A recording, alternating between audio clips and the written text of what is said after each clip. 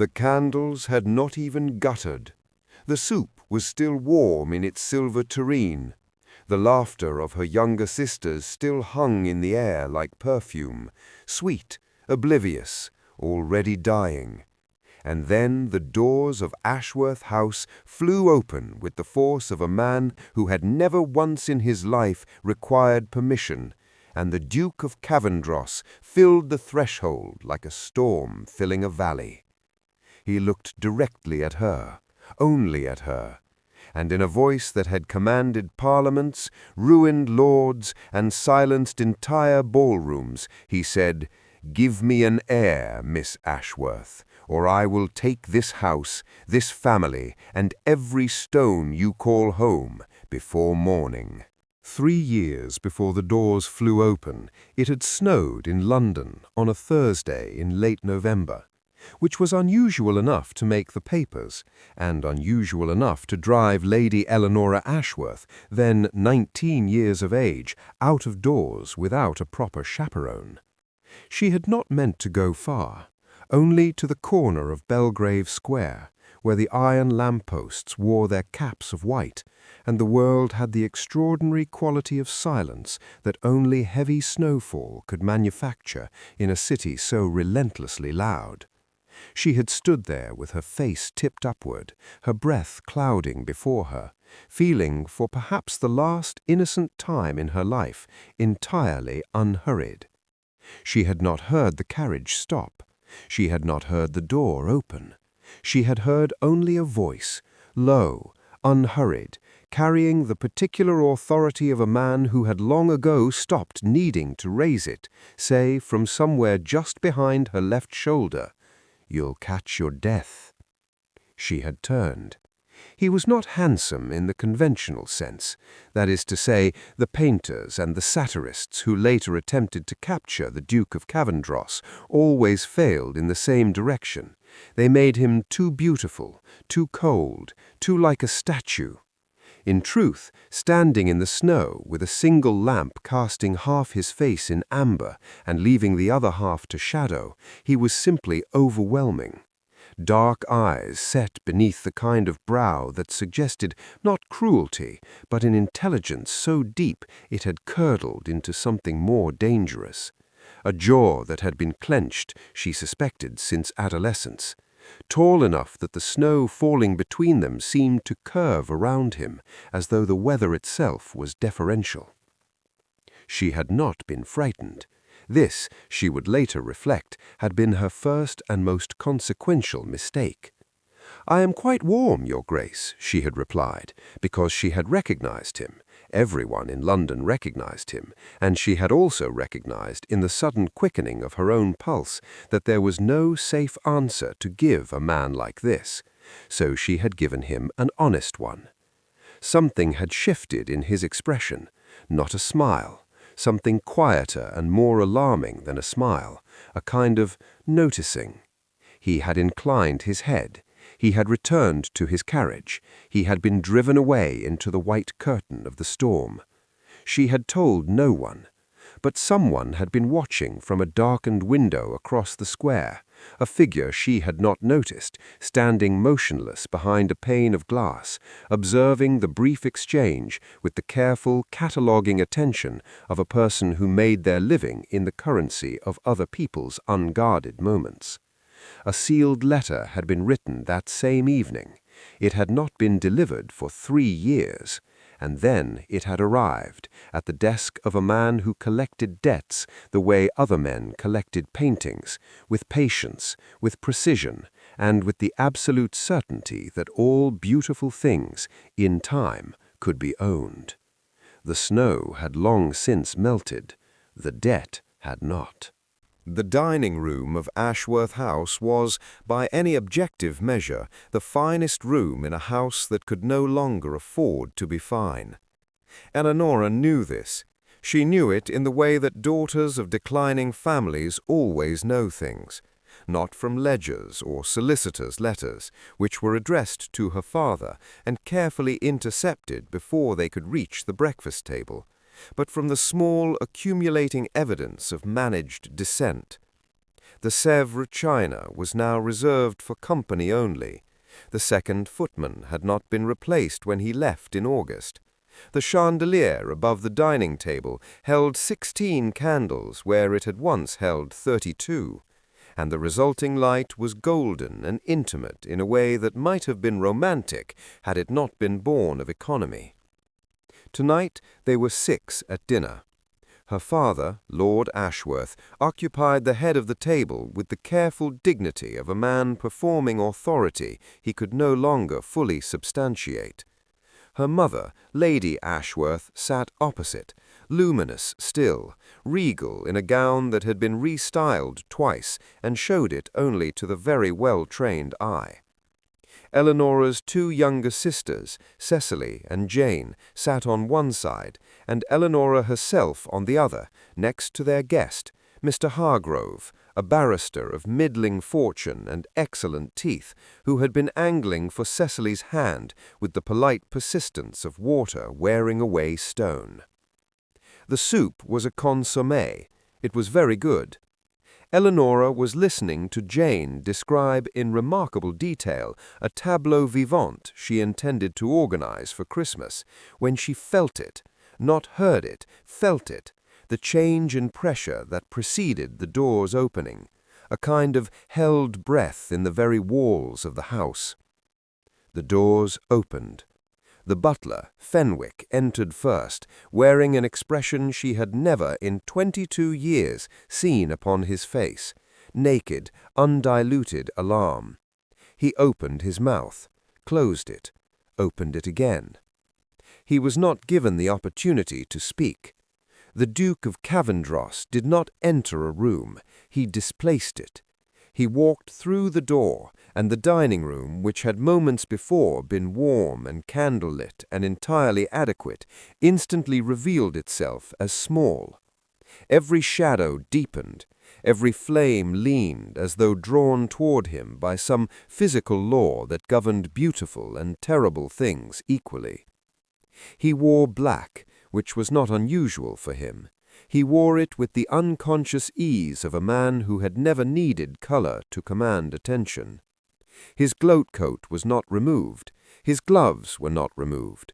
He did not, she noticed, with the part of her mind that refused to stop observing even when every other faculty was occupied with alarm, he did not so much as glance at her father. He looked at her, only at her. The table had gone entirely silent. Jane's description of the tableau vivant dissolved mid-sentence. Mr. Hargrove's spoon halted above his soup. Even the candles seemed to pause. Into that silence the Duke spoke. "Give me an heir, Miss Ashworth, or I will take this house, this family, and every stone you call home before morning." No preamble, no apology for the intrusion, no acknowledgment of her father, who had risen from his chair so abruptly that his napkin fell and lay on the floor like a small white surrender. Eleanora did not move.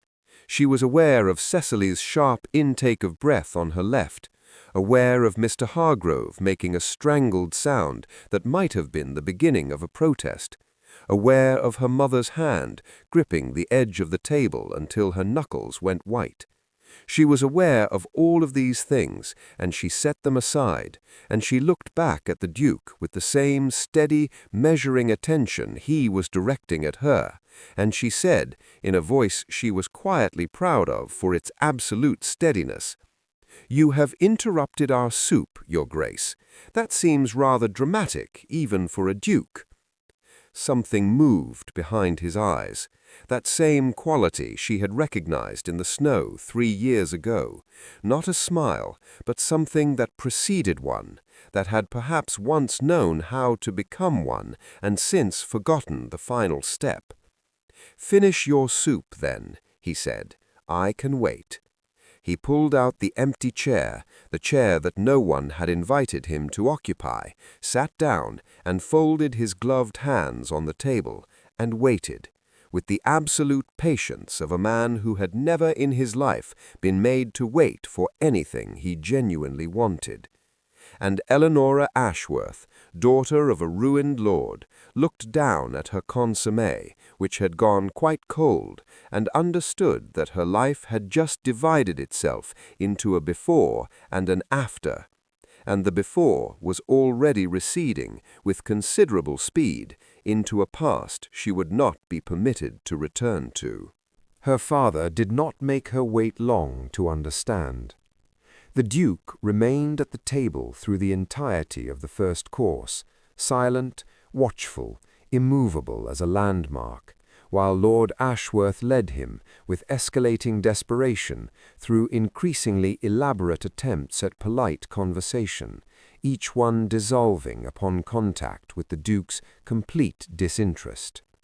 It was only when the second course was cleared, untouched, because no one at the table possessed the composure required for appetite, that the Duke rose and addressed Lord Ashworth with the particular formality of a man who respected process only insofar as it allowed him to appear reasonable before he was not.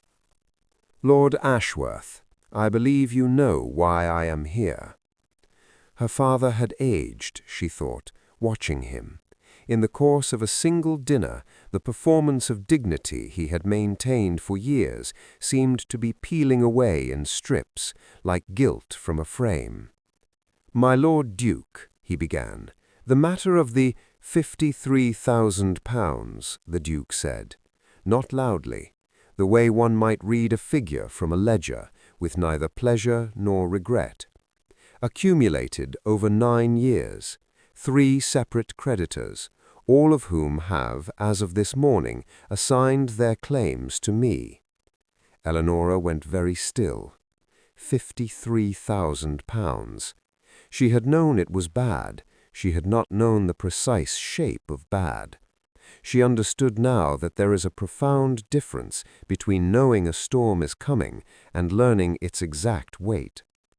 "I have a proposition," the Duke continued, and here he turned, not to her father, but to her, across the table, across the wreckage of the dinner and the futures of her sisters and the dignity of her parents, directly to her. "I require a wife. More specifically, I require an heir and the legitimacy that accompanies one. The Cavendross line is not negotiable. It requires continuation." "You are not short of options, Your Grace," Eleanora said, and was aware of her mother's soft, agonized sound from the other end of the table. "I am not short of willing options," he agreed, as though she had made an interesting point. "I require a specific kind." "And what kind is that?" His gaze did not waver. "Intelligent, unafraid, capable of navigating the particular complexities of my household without either breaking or becoming a liability." She absorbed this. "You have described a housekeeper."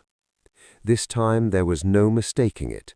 The corner of his mouth moved, fractionally, as though a very old mechanism had been engaged, rusty from disuse. "Miss Ashworth, I will retire your father's debts in their entirety. Your sisters will receive appropriate dowries. This house will remain in the family's possession. All I require is your consent, freely given, by tomorrow morning." "And if I withhold it?" He looked at her for a long, even moment. "Then the debt falls due at dawn, and I am not," he added with a quiet that was worse than shouting could ever have been, "a patient creditor." He left. The door closed behind him. The dining room seemed to exhale. And then Cecily began to weep, very quietly, and Jane gripped Eleanora's hand beneath the table, and her father sat back down in his chair and put his head in his hands, and Eleanora looked at the cold candles and the ruined dinner and the small white napkin still lying on the floor, and she felt not despair precisely, but something more structural, the specific sound a foundation makes when the last supporting beam has been identified as rotten. She had until dawn to consent to marrying a man who frightened her, not because he was cruel, but because he was not, and because she could not, for the life of her, determine what he actually wanted. She did not sleep. She sat at her writing desk until the ink dried in the nib and the candle burned to its collar, and she thought with the methodical thoroughness that had always been her best and most undervalued quality, dismissed by tutors as too analytical for a young lady, praised privately by her father in better years as the mind he'd wished he'd had in Parliament. She thought about the Duke, not romantically, architecturally. She was attempting to understand the structure of the thing she was walking into and to locate, before she walked into it, the exits. Cavendross. The title was ancient, older than half the institutions that currently presumed to govern England. The man who bore it was 34, a widower of 4 years. His first wife, Lady Catherine Marsh, had died of a fever in the 2nd year of their marriage and left no children. The papers had mourned her briefly and moved on.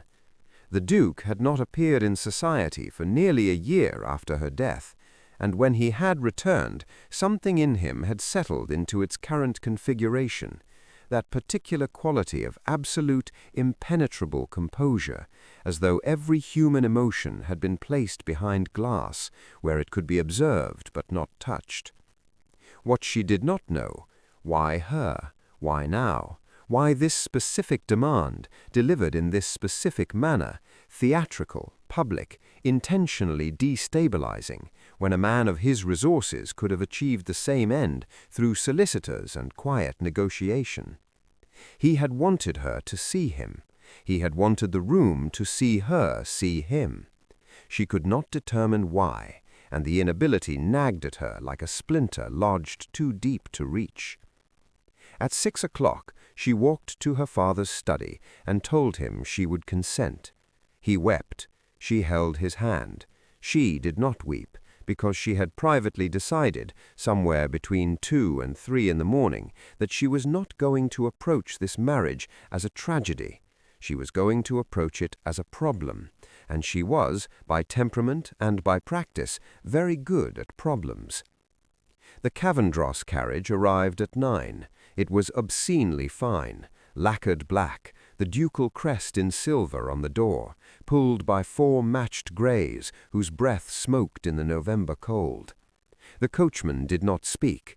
The interior was upholstered in dark blue silk and smelled of cedar and something else, leather and ink, and a third note she could not identify, which she would only later recognize as the smell of the Duke himself, present in his absence, marking the carriage as his territory. Her trunk was loaded. Cecily clung to her in the doorway. Jane pressed a small book of poetry in her hands. "For courage," she whispered, and Eleanora tucked it into her coat pocket and stepped into the carriage, and did not allow herself to look back as the wheels began to turn.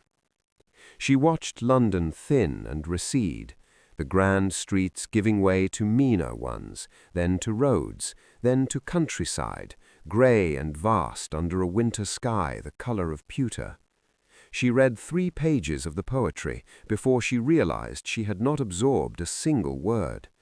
She was thinking about the Duke's eyes, not their color, dark, with that quality of depth that is so rarely literal and so consistently was in him. She was thinking about what she had seen in them when she had refused to be frightened by his entrance, that fractional, rusty, almost smile. He had expected fear. She had given him something else, and it had, briefly, thrown him. Good, she thought. If she was to be taken to his house and made to fulfill a contract she had not signed, she intended to remain, in every way she could manage, unpredictable. The carriage rolled on. The city was gone. The trees lining the road were bare, their branches black against the sky, reaching upward like the hands of people who had been asking for something for a very long time. And ahead, though she could not yet see it, Cavendross Hall waited, vast, dark, beautiful, and full of secrets that had been accumulating for decades, patient as interest on an old debt. The hall appeared out of the dusk like something dreamed. Not gradually, it did not emerge from the tree line or resolve slowly from mist the way lesser houses did. It simply materialized at a turn in the drive, whole and immediate and enormous, as though it had been waiting there with the confidence of a thing that had never needed to announce itself. 6 stories of pale stone, quarried from some northern landscape and carved with the severe, unadorned elegance of a preceding century. No fussiness about it, no decorative excess. It was all proportion and weight, and the particular authority of a structure that had housed dukes for long enough to believe that dukes were natural features of the landscape, like hills or rivers. 300 windows, perhaps, the upper floors dark, the lower lit with a cold, measured light that seemed to illuminate without warming. 2 wings extended from the central block with mathematical symmetry, flanking a forecourt in which the gravel was raked to an almost aggressive perfection. It was, without question, the most beautiful and oppressive thing Eleanora had ever seen. She stepped down from the carriage into that raked gravel and looked up at the house, and the house, in the manner of very old and very large things, looked back. The housekeeper, Mrs. Elderton, met her at the door, a woman of perhaps 60, with the iron posture and the carefully neutral expression of someone who had served in the house full of secrets long enough to have made peace with not asking questions. She welcomed Eleanora with precise courtesy, neither warm nor cold, and led her through the entrance hall. God, the entrance hall, marble floors the color of bone, portraits ascending both staircases with the relentless accumulation of ancestors who all appeared to share the quality of focused, disconcerting scrutiny, to a set of apartments in the east wing. The apartments were extraordinary. That was the problem with all of it. The house was extraordinary, and the extraordinariness of it was itself a kind of pressure. The furniture was priceless, the hangings deep crimson and gold, the fireplace already lit against the chill. Everything was perfect, everything was impersonal. It was the hospitality of great wealth rather than great warmth, and the distinction was as cold as the marble below. "His Grace dines at 8, Mrs. Elderton said at the door. "He requests the pleasure of your company." The pleasure of... Eleanora recognized the language of requests that were not requests. "Of course," she said. She was left alone.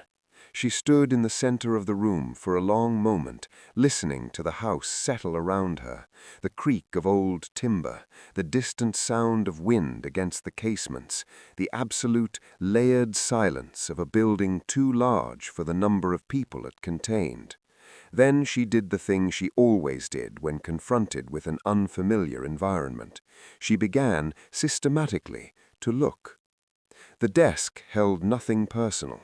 The shelves held volumes of ornamental variety, selected for appearance rather than reading.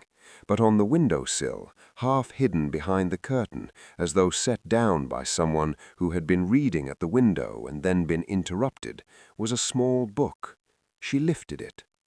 It was a volume of natural philosophy, heavily annotated in a small, precise hand. Every margin was full of commentary, disagreements, questions, the occasional terse wrong, a handful of starred passages with the single word yes beside them. She turned to the frontispiece, Ex Libris, E. Cavendross. She stood very still. E. Not the Duke's given name, which was James Lysander, a fact that appeared in the papers on the occasion of his first marriage. E. She turned the pages slowly, reading the annotations. The voice in the margins was not the voice she had met in her dining room. It was sharper, more uncertain, more alive, the voice of someone who was still working things out, rather than someone who had arrived at his conclusions and sealed them away forever. Younger, she realized, these annotations were old. She was still reading when the clock on the mantel struck 7, and she became aware, with the particular alertness of a woman who has learned to trust the hairs rising on the back of her neck, that she was not entirely alone in the apartment. She turned. The connecting door, which she had not noticed before, which was set flush with the panelling and was nearly invisible in the candlelight, stood 1 inch open, and from the gap she could see nothing, only shadow, but the shadow was watching her. She did not flinch. She did not call out. She set down the book with deliberate care, walked to the connecting door and pushed it fully open. The Duke of Cavendross stood in the room beyond, a study she registered distantly, all dark wood and banked firelight, holding a glass of brandy that he had not drunk, looking at her with an expression so carefully composed that the effort of composing it was itself legible to anyone paying close enough attention. "You were reading my annotations," he said. "You were watching me read them." A pause. "It was my room once. You have given me your room. My childhood room. There are many rooms in this house." He said it without inflection, but something passed through his eyes, a flash of something biographical, rapidly suppressed. She held his gaze. "Who is E, Your Grace?" "My brother," he said, after a moment that cost him something. "Edmund. He died at 21. The room absorbed this. The fire settled. "I am sorry," she said, and meant it, and watched the meaning of it land on him with the slightly stunned quality of a man who had been offered something in a currency he no longer trusted. He looked away first, set down the untouched brandy, and then, with the air of a man who has decided something, he crossed to the wall beside the fireplace and pressed a panel she had taken for solid wood. It swung inward. Beyond it was not a room, but an alcove, and inside the alcove, lit by a single lamp on a bracket, was a map, not a geographical map, a network, names connected by lines in red ink, some crossed out, some circled, spreading across a large sheet of vellum pinned to the wall with the organized intensity of someone conducting a very serious investigation. Several of the names she saw she recognized, members of Parliament, a cabinet minister, a lord she had met twice at country parties and found oddly evasive. This, the Duke said, from just behind her left shoulder, a position she recognized with a sensation that was not quite vertigo from 3 years ago in the snow, is why I need a wife. She turned to look at him. He was closer than she had realized, close enough that she could see the faint lines at the corners of his eyes, the tension in the jaw, the quality of exhaustion beneath the composure, the kind that is not physical but structural, the tiredness of a man who has been holding a very large thing together alone for a very long time. "You have not been seeking money," she said. "No. You have been building a case against these men for 3 years. And you need a wife because the position I am about to occupy requires it, because the society I am about to enter and dismantle will not grant access to an unmarried man, however titled. Because," he said, and here his voice did something she had not heard it do before, dropped half a register, acquired a texture, "I need someone with me who will not be deceived by the performance, someone who sees what is actually in the room." She thought of the dinner, the intentional theatrics of his entrance. She thought of him watching her, not in the room but at her window. She thought of the snow 3 years ago and the careful way he had looked at her and not forgotten. "You have been watching me for 3 years," she said, not accusingly, architecturally. "I have been considering you for 3 years," he said, with a precision that she understood was, for him, a distinction that mattered enormously. She turned back to the map, looked at the crossed-out names, the circled ones. What did these men do? She asked. A long silence.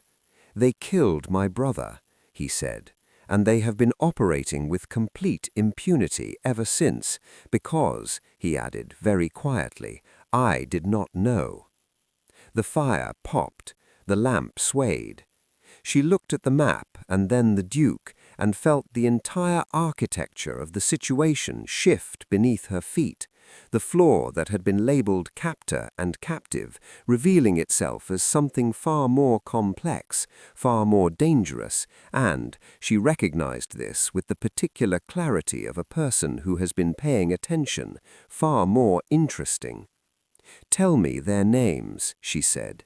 He studied her for a long moment, and then, for the first time, he told her something true.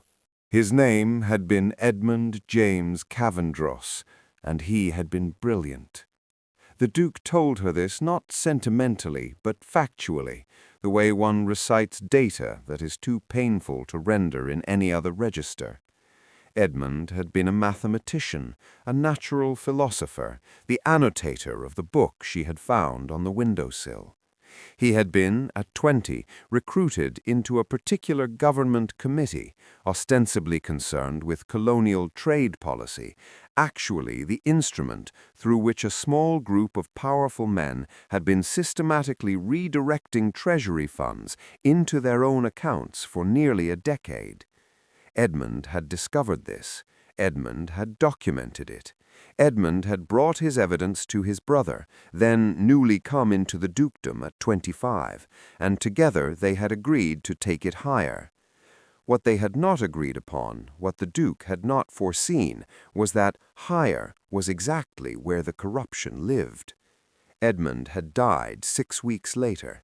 A riding accident, the official report said. A lonely road, a startled horse, a broken neck. Clean, plausible, impossible to disprove. The Duke had spent 4 years grieving and 3 years building, methodically, obsessively, with the focused fury of a man who had converted his grief entirely into purpose, because the alternative was to be destroyed by it. He had cultivated sources, he had acquired evidence, he had, through the mechanism of patient accumulation, purchased the debts of 3 separate creditors, one of whom, it transpired, was owed money by a man connected to the committee. A thread, the first thread. Lord Ashworth had been one of those debts. Not a guilty party, the Duke was precise on this point, watching her face, but a man whose financial desperation had made him briefly useful to the wrong people, who had accepted a sum he did not know the source of, who was now, technically, vulnerable. "He does not know," the Duke said, "your father. He is an accessory without knowledge. You could have destroyed him, yes. But you used him instead to get to me, to get to this room." He gestured at the map, at the alcove, at the assembled evidence of 3 years of singular purpose. "I need someone who can move through drawing rooms and dinner tables and ballrooms and report back with the accuracy of an intelligence officer. Someone who will not attract suspicion because they are," a pause, careful, "precisely what society expects them to be. A new young duchess, decorative, occupied with the performance of her role, while being anything but." She was quiet for a moment. The fire had burned lower. Outside, the wind had picked up, and the tall windows were talking to it in their language of old glass and older wood. "You are asking me," she said slowly, "to enter a conspiracy. I am offering you a partnership. You threatened my family's home.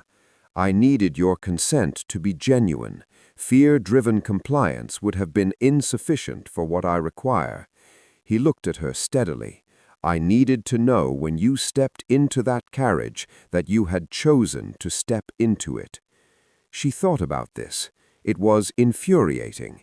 It was also, she noted with reluctant intellectual honesty, the kind of logic she could respect, the logic of someone who understood that a person acting under compulsion was a liability, while a person acting with full information was an asset. "The debt," she said, "is it real? Yes. And you will retire it? The moment we are married. And my sister's dowries, as agreed." She looked at him for a long time. He met her gaze with that quality of stillness that she was beginning to understand was not coldness, but discipline, the practiced composure of someone who had learned at considerable cost to keep his face from betraying what was behind it. "I want access to the map, full access. I want to know every name, every connection, every piece of evidence you have gathered. If I am to be useful to you, I need to understand the architecture of the thing." A pause. "Agreed. And I want your word, your actual word, not a legal instrument, that you will not make decisions that affect my family without consulting me first." He considered her. Something shifted in his expression, that mechanism again, that old and rusty thing, engaging. "You have it," he said. She extended her hand, a handshake, the kind that was not social but binding, the kind between people entering an arrangement that neither courts nor solicitors would recognize, but that both parties understood implicitly to be the more serious contract. He looked at her hand. Then, with a care that was almost ceremonial, he removed his glove and took it. His hand was warm. This surprised her, and she did not show it. "Then we are," she said, "allies." "For now," he said, and there was something in the "for now" that she turned over in her mind long after she had returned to her apartments, long after the fire had burned down and the house had gone quiet, long after she lay in the darkness and listened to the wind, trying to determine exactly what he had meant and why the ambiguity of it would not let her sleep. She learned the map. She spent the following days in the study with the alcove door open and the Duke beside her at the large oak desk, not always speaking, often simply working in parallel, their respective papers spread before them, the fire between them and the winter outside the windows. It was an odd domesticity. It was not comfortable exactly. There was always a current between them, a low-level electrical quality in the air of any room they occupied together, as though they were two instruments tuned to different keys that produced, in proximity, an inadvertent chord. She read his evidence, all of it, and she was, she privately admitted, impressed. The architecture of the case he had built was elegant, not flashy, not broad, but narrow and deep and precisely calibrated. He had not attempted to prove everything. He had identified 3 specific financial transactions, traceable through 3 specific intermediaries to 3 specific men, all leading back to the night of Edmund's death. He needed only one more piece, confirmation of a letter that was known to exist but had not been located, written by the committee's principal architect to a government official, discussing the management of a problem that Edmund had represented. The letter, if it existed, was almost certainly held by a man named Lord Stanton Belvale, a peer of the First Order, handsome in a corrupt way, a fixture of every important drawing-room in England, a man who would be attending, the Duke told her, the Harwich Winter Ball in 3 weeks' time. "He will not speak to you," Eleanora said, studying the network. "You are too threatening to him. He knows what you're doing, even if he cannot prove you're doing it." "Precisely. But he will speak to a new young duchess." She looked up. "Particularly if she appears to be somewhat underestimated by her husband." The Duke looked at her. "You would find that distasteful." "I would find it effective." She held his gaze. "I am asking you to trust my performance of a role. Can you do that?" A pause that lasted several seconds longer than she expected. "Yes," he said, at last, and she understood this as significant, though she could not yet articulate precisely why. The days accrued. She began, unexpectedly, to know the house, not just its geography, but its character, the particular melancholy of the East Gallery at dusk, where Edmund's portrait hung beside the Duke's, two brothers in different lights. The library, which was the one room in Cavendross Hall that felt genuinely inhabited, its shelves worn at hand height, its window seat cushion indented from years of use, the walled garden, iron brown in winter, which she walked each morning, and where one day she found the Duke already present, standing in the center of the dead rose-beds, looking up at the grey sky with an expression she suspected he would not have worn if he had known she was there. She had turned back. He had heard her. "Miss Ashworth? Your Grace, forgive the intrusion." "It is not an intrusion."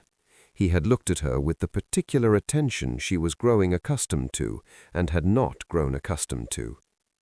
"Edmund planted these roses the summer before he died. They have not been removed." She had not said anything trite. She had said, "He planted them to last." And the Duke had looked at the dead roses for a moment, and then at her, and something in him had shifted. Not the mechanism this time, but something below the mechanism, something older and more fundamental. "Will you walk with me?" he had asked. They had walked for an hour in the dead garden. He had told her about Edmund, small things, specific things, the way he had laughed too loudly at his own jokes, his absolute inability to navigate a ballroom without stepping on someone, his habit of leaving books in every room of the house as though shedding thoughts as he moved. Eleanora had listened with the full quality of her attention, which was, she had been told, somewhat disconcerting.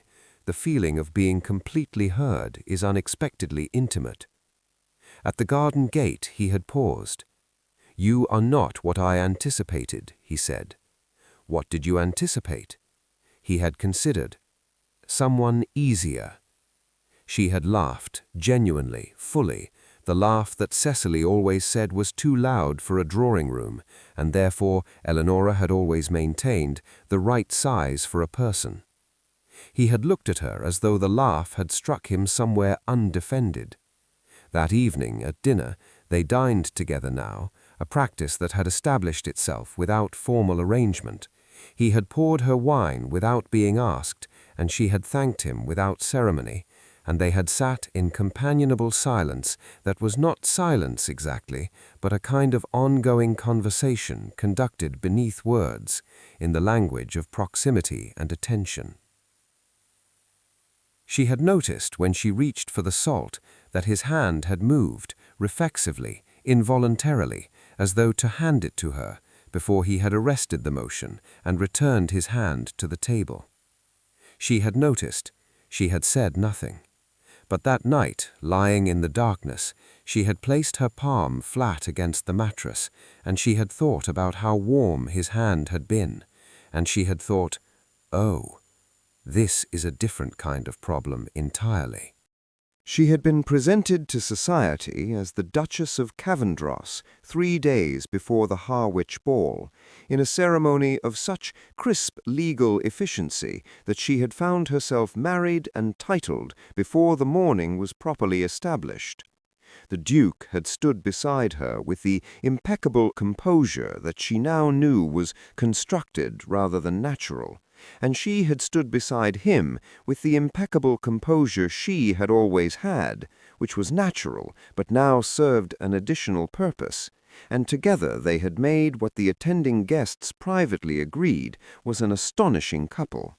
The Duke as dark and controlled as ever, and beside him a woman who met his eyes level and was not afraid of him, which everyone agreed was either very impressive or very unwise, and which was, in fact, both. Harwich House was an exercise in the particular excess of a family that had been rich for generations without developing taste. Gold everywhere, too many flowers, 100 people in rooms designed for 70, every surface reflecting candlelight until the whole affair had the quality of being inside something on fire. She wore dark green. The Duke had not told her what to wear, which she respected.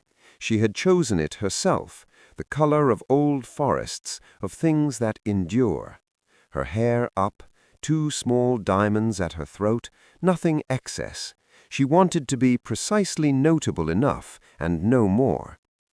Belvale found her at the 4th hour of the evening, which was precisely when she had calculated he would, after the first social circuits had been completed, when people had taken their measures of one another, and were beginning to look for more interesting conversations, and when the host's very good claret had done approximately 2 glasses of work on the average guest. He was tall, fair-haired, with the easy charm of someone who had never needed to work for approval. He introduced himself with a smile that she recognized as the kind designed to make women feel specially selected. "Your Grace," he said, "I have been most eager to make your acquaintance. Cavendross is a fortunate man." She smiled, not warmly, but with the kind of intelligent appreciation that suggests the compliment has been heard and evaluated. "Lord Belvale, I have heard your name." "One hopes in favorable connection." "In connection with a particular committee," she said, pleasantly, watching him the way a chess player watches an opponent's hand move toward a piece. "I have been reading. My husband has an extraordinary library." The smile held, but something behind it sharpened. "Committees are tedious things," he said. "Some of them, I'm sure." She accepted a glass from a passing footman. "I found myself particularly interested in the questions of internal oversight. Who watches the watchers, as it were? A philosophical concern. A practical one." She looked up at him with the expression of a woman who is slightly over her head and perfectly aware of it, the exact performance of strategic self-presentation she had discussed with the Duke. "I'm afraid I've rather worried my husband by reading in his study. He says some papers are not intended for, well," she dropped her eyes, "new eyes." Belvale was very still. "He keeps the study locked, as a rule," he said, and his voice had a new quality, the flatness of a man calculating rather than conversing. "Yes," she said, "but he is sometimes forgetful of the connecting door." She looked up then and let him see, briefly, carefully, the flicker of a woman who was frightened and hiding it, a woman who had seen something she wasn't supposed to see, and was perhaps looking for someone to tell her it didn't mean what she thought. Belvale looked at her for a long moment, and then, with the smooth inevitability of a man who trusted that charming women were manageable problems, "Perhaps you might describe what you saw. Perhaps," she said, "this is a conversation better had away from the dancing." He offered his arm. She took it, and across the ballroom, through the press of dancers and the blaze of too many candles, she felt the Duke's eyes find her, steady, trusting, present, and she did not look back, because she was already walking, and she had work to do. She had what she needed by 11 o'clock. Not the letter. Belvale was too practiced for that, too careful, even half-charmed and somewhat Bouver-clareted, but something better in its way, a confirmation. He had spoken of the committee in terms that assumed her complicity. He had referred to documents that require management with the breezy confidence of a man who believed himself to be bringing an uncertain quantity into the fold, and in doing so had described, with remarkable precision, exactly what those documents contained. He had also told her where they were kept. Not in so many words, but she had been listening with her whole self, the part that observed rooms and the part that observed people, and the part that had been trained over weeks of study to read the negative space around what powerful men chose to say, and she had heard it. She found the Duke in the east corridor, where he had clearly been stationed for the last 20 minutes. "He keeps the letter at Belvale Park," she said quietly. "Not in London, the estate archive. He referred to it as his grandfather's correspondence, a phrase I believe is a convention between them." The Duke absorbed this without visible reaction. Then, "You are well?" "I am well." He did not. "I am perfectly well," she said, and something in her voice must have carried because he stopped asking and simply looked at her, that complete, particular attention that had become, over the weeks, the thing she unconsciously moved toward in any room. "You were extraordinary," he said. It came out differently than he had intended, she thought, less calculated, more plain, the voice from the margins of the book. She felt it land somewhere unguarded. "Do not make me self-conscious," she said, "when I have been so collected all evening." His mouth moved, the full version this time, brief, real, transformative in the way that very rare things are, that rearrange the face and reveal the person behind the architecture. He had smiled at her. She looked away first, which was its own kind of revelation. The carriage home was dark and warm, and the road was long, and neither of them spoke very much, and the silence was not the silence of people who have nothing to say, but of people who have too much, and know it, and are moving carefully around the perimeter of the knowledge. Outside, the countryside passed in darkness, and the stars were very bright, and Eleanora sat with her hands folded in her lap, and felt the very specific kind of terror that is not fear of a person, but fear of what you are becoming in proximity to one. At the door of her apartments he had paused. "Eleanora," he said, her name, without the title, for the first time. His voice was very quiet. She turned. He was standing in the corridor, one hand braced against the doorframe, looking at her with an expression that had given up trying to be composed, raw for a moment, simply his actual face. "I did not anticipate," he said, "that this arrangement would—" He stopped, began again. "I want you to know that regardless of what happens next, my word holds. Your family is safe, fully and unconditionally." She looked at him for a long moment. "James," she said, his name, returned to him. She watched the impact of it. "I know." She went inside. She closed the door. She stood in the center of her room, his room once, and pressed her hand to her sternum, feeling her own heartbeat, which was doing something entirely undignified. And then, from beneath the connecting door, in the thin line of lamplight that came from his study, a shadow.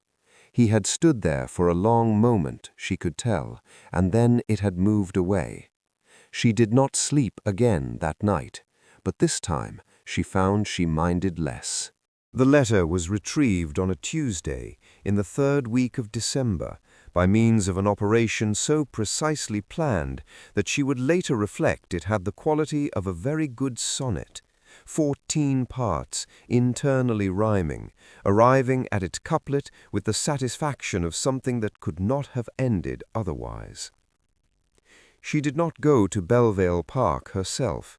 That role fell to a man in the Duke's employ, a quiet, capable individual whose existence she had only recently learned of, who had, through channels she was deliberately not briefed on, accessed the archive and removed the relevant correspondence before the household had risen for breakfast. The letter was on the Duke's desk by noon. She had been in the study when he read it. She had been reading the natural philosophy volume with the annotations, which she had quietly relocated from the windowsill to the desk over the course of several weeks, treating it as her own, a migration that the Duke had observed and not remarked upon, which she understood as a form of permission. He read the letter once, set it down, read it again.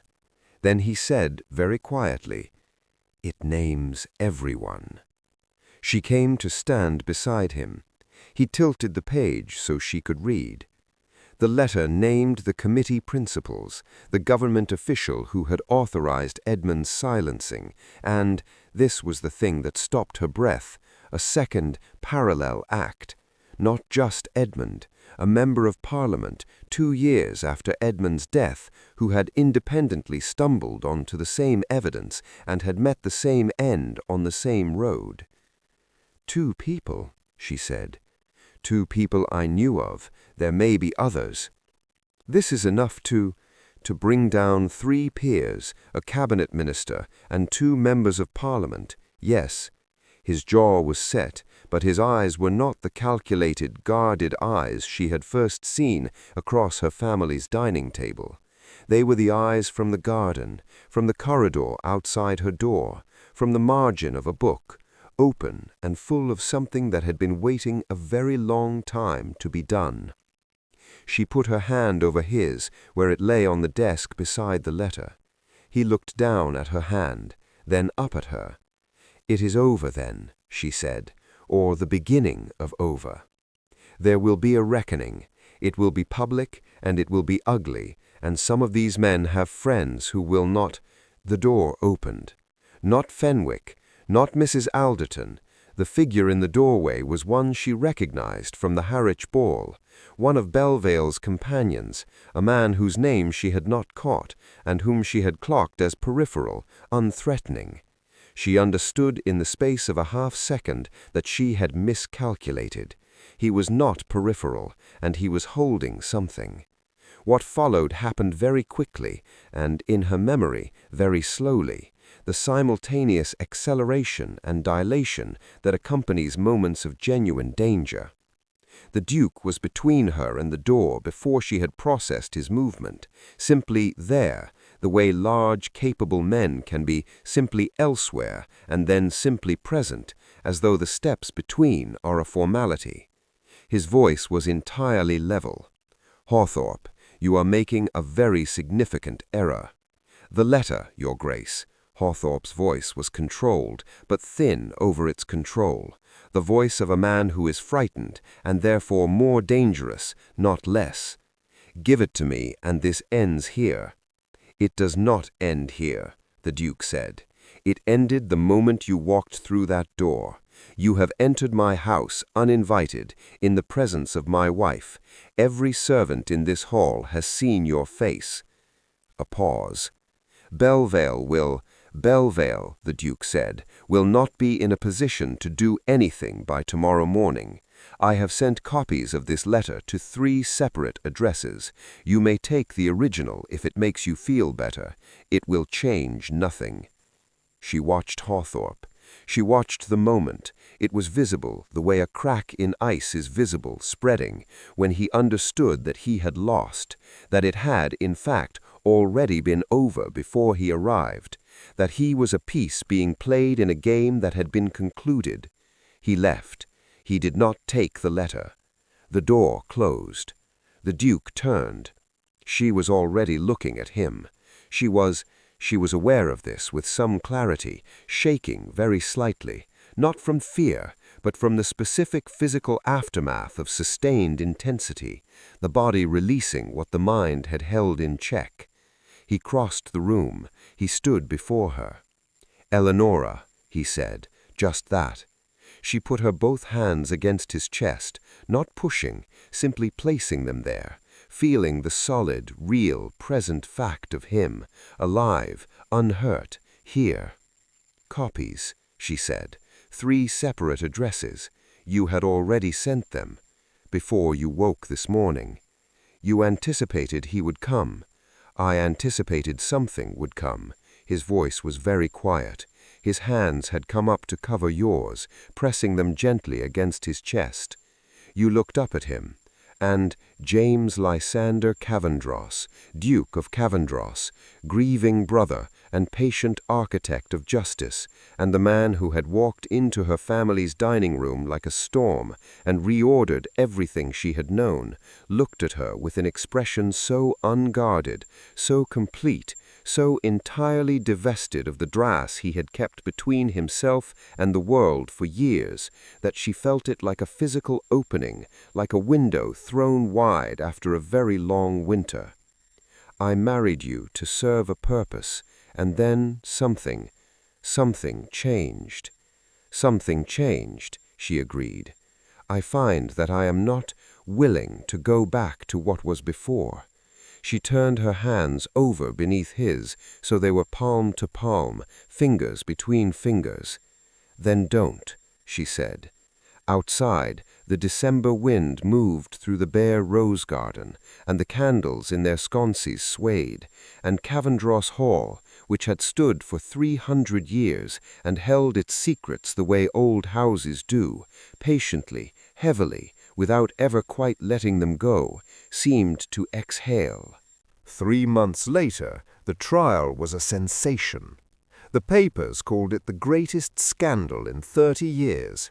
4 men were formally charged, 2 others resigned their posts before charges could be laid, and a government committee that had operated in shadow for a decade was dissolved by order of Parliament in a session that lasted 6 hours and was described by those present as the most charged atmosphere since the Reform debates.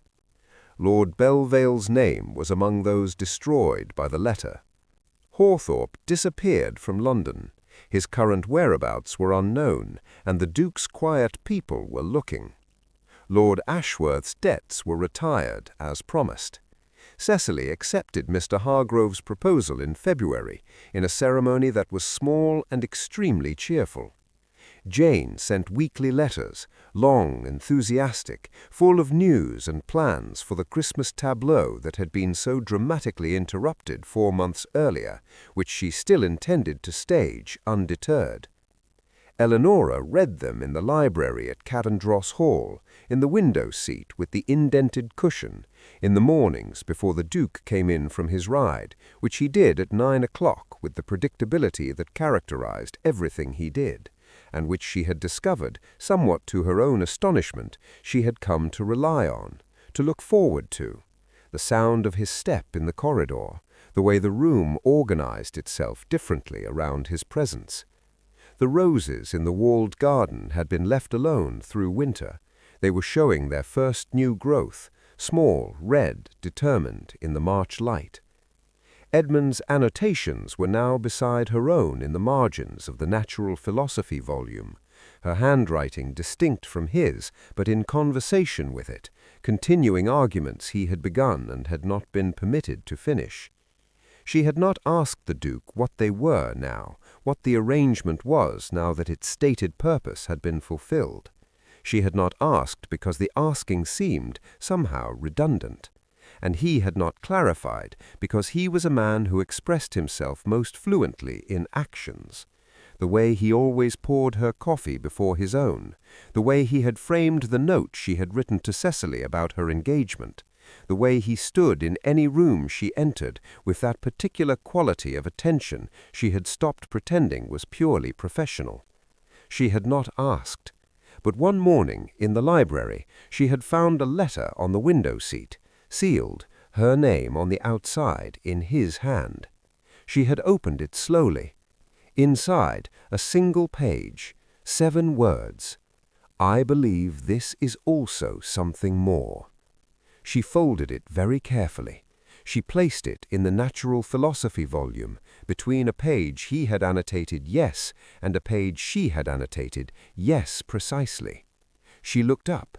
He was standing in the doorway, just arrived from his ride, coat still cold from the morning air, watching her with that expression she had catalogued and treasured and could not adequately describe, except to say that it was the face of a man who had been held under water for a very long time and had only recently remembered that he could breathe.